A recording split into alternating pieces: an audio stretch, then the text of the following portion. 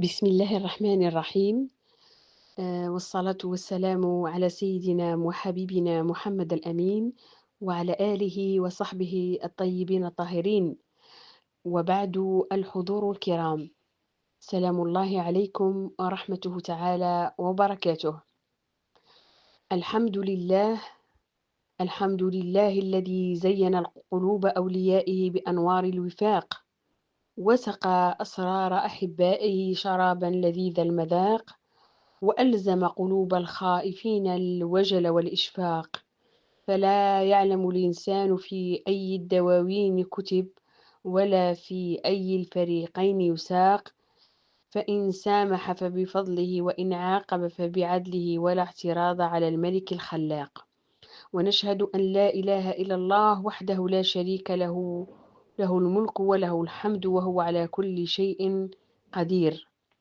وبعد، أقول بدءا: إن الشكر يرتفع بحقه إلى القائمين على هذا المحفل العلمي في مناسبة علمية وطنية عزيزة على قلوبنا، كيف لا، وهي مناسبة يوم العلم. أشكر المركز الجامعي بآفلو، ومن خلاله معهد العلوم الإنسانية والاجتماعية، ممثلا في مخبر البحث والدراسات في قضايا الإنسان والمجتمع، وكذلك جامعة قسنطينة الممثلة في كلية العلوم الإنسانية والاجتماعية، ممثلة في مخبر علم الاجتماع الاقتصادي والحركات الاجتماعية، وكذلك الجمعية الوطنية للوعي والنهضة مكتب وهران. شكرا لكم جميعا على هذه الدعوة الكريمة. وبعد، فإن مداخلتي كما هو موضح في البرنامج ستكون حول أسس العملية التعليمية والتحصيل اللغوي عند ابن خلدون، الآليات والغايات. طبعا، كما هو معلوم أن ابن خلدون أحد أبرز المفكرين في التاريخ الإسلامي.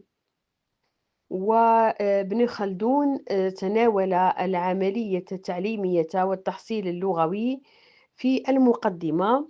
وأردت أن أشير هنا خاصة إلى أبنائنا الطلبة أن عنوان المقدمة ليس هو هكذا مختزل مختصر في كلمة وجيزة واحدة، وإنما العنوان هو كالآتي: كتاب العبر وديوان المبتدأ والخبر في أيام العرب والعجم والبربر، ومن عاصرهم من ذوي السلطان الأكبر. هذا هو العنوان الكامل لمقدمة ابن خلدون، التي شاع على الألسن أن تذكر فقط بعنوان المقدمة.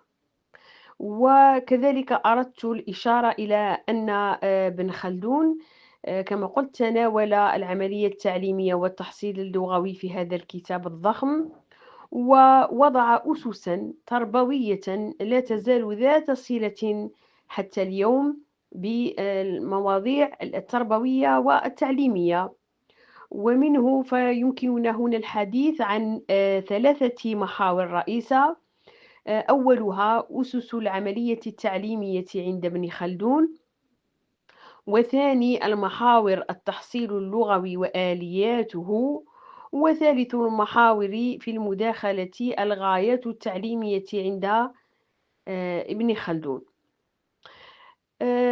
في حديثنا عن المحور الأول، ونحن نتحدث عن أسس العملية التعليمية عند ابن خلدون، وجب أولا الحديث عن أول خاصية في هذا العنصر، وهي التدرج في التعليم.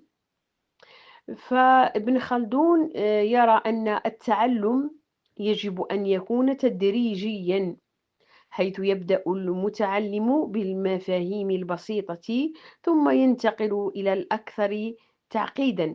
وهذه النقطة مهمة جدا في العملية التعليمية. وكذلك يرى ابن خلدون ضرورة التدريب والتدرب والتكرار والتكرير بحيث يؤكد على أهمية التكرار في أكثر من موضع لأهميته في ماذا؟ أهميته طبعا في ترسيخ المعرفة والمعلومات من قبل المتعلمين. وأشار في هذا السياق إلى أن المهارات اللغوية تتطور بالممارسة المستمرة، وهذا لا ينفي دور المعلم، بحيث يعتبر عنده حجر الأساس في العملية التعليمية، ويجب أن يتسم بخبرة ويتصف بكفاءة تمكنانه من ماذا؟ من استخدام مختلف الأساليب التربوية الفعالة. وأردت أن أشير هنا إلى نظرية الملكة اللغوية في فهم ابن خلدون، التي تبرز ضرورة الفهم الواعي للظاهرة اللغوية بصفة عامة. وكان حديثه هذا بمثابة، أسميه بمثابة فتح جديد، يعني إن صح قولي هو بمثابة فتح جديد في الظاهرة اللغوية، تتيح لدارسي اللغة بداية طيبة في حل مشكلاتها. فهي نظرية لا تخلو من عملية، وأن مبادئه اللغوية يطبعها طابع العصرنة، بل أكثر من ذلك يمكن الذهاب إلى أنه أحد مؤسسي نظرية الملكة اللغوية. طيب، في الحديث عن التحصيل اللغوي وآلياته، يركز هنا على الاستماع والتفاعل، بحيث يرى ابن خلدون أن اكتساب اللغة يعتمد على الاستماع الجيد والتفاعل مع الناطقين بها.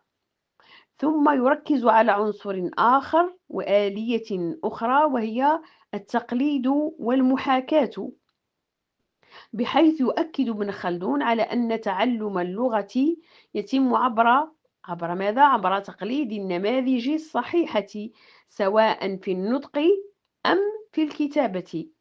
كذلك يضيف آلية أخرى وهي البيئة اللغوية، بحيث يشير إلى أن البيئة تلعب دورا مهما في اكتساب اللغة، حيث يكون التعلم أكثر فاعلية عندما يكون المتعلم محاطا بممارسات لغوية سليمة. ولاحظوا هنا في الدراسات اللسانية واللغوية المعاصرة تشير إلى الحمام اللساني، وأتحدث عنها العلامة اللساني الجزائري الكبير رحمه الله البروفيسور عبد الرحمن الحاد صالح في أكثر من موضع، وأكد على ضرورة الحمام اللساني لوبان لينغويستيك الذي له دور كبير كما أشار ابن خلدون في اكتساب اللغة ليصبح التعلم أكثر فاعلية. ثم آلية أخرى يذكرها ابن خلدون في التحصيل اللغوي وآلياته، الغايات التعليمية التي تتمثل في ماذا؟ في عناصر كذلك مهمة جدا. ما هي الغايات التعليمية عند ابن خلدون؟ أولا ابن خلدون يركز على تنمية العقل والفكر، تنمية العقل والفكر، بحيث يرى أن التعليم ليس مجرد حفظ للمعلومات، بل هو وسيلة لتنمية التفكير النقدي. ثم يركز على نقطة وغاية أخرى، وهي إعداد الفرد للحياة العملية، بحيث يؤكد على أن التعليم يجب أن يكون مرتبطا بالحياة الواقعية، بحيث يكتسب المتعلم ماذا؟ مهارات تفيده في المجتمع. وها نحن على مشارف ما يسمى بالإعداد للجامعات من الجيل الرابع، حسب ما تنص عليه الوزارة وتعمل على تجسيده كما يقال. وكذلك ما له صلة المشاريع الجامعية ذات الصلة بتكوين الماستر المهني، وكذلك المقاولاتية، وما له صلة بمشاريع الطلبة في التخرج، التي تؤهل وتمهد الطلبة الآن إلى ضرورة يعني إنجاز مشاريع يعني تؤهلهم إلى سوق العمل، يعني في إطار ما له صلة بالمقاولاتية حسب التخصصات المختلفة. ثم غاية أخرى عند ابن خلدون يركز عليها في العملية التعليمية من بعد تنمية العقل والفكر وإعداد الفرد للحياة العملية، يؤكد على غاية أخرى وهي الحفاظ على الهوية الثقافية. وما أدراك ما الهوية؟ فحينما نتحدث عن موضوع الهوية هنا يعني تنفتح الأبواب والنوافذ والمجالات كذلك والإشكالات. وما أدراك ما الهوية؟ بحيث يرى أن اللغة والتعليم هما أدوات للحفاظ على الهوية الثقافية ونقل التراث الفكري للأجيال.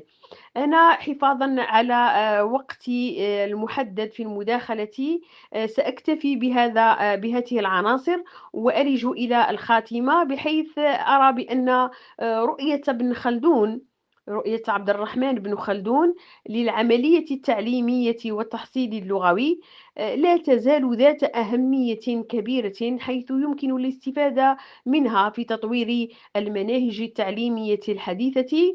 وإن التركيز على التدرج والتفاعل والتطبيق العملي كما ألح عليه ابن خلدون يمكن أن يعزز جودة التعليم ويجعل كذلك عملية اكتساب اللغة أكثر فاعلية.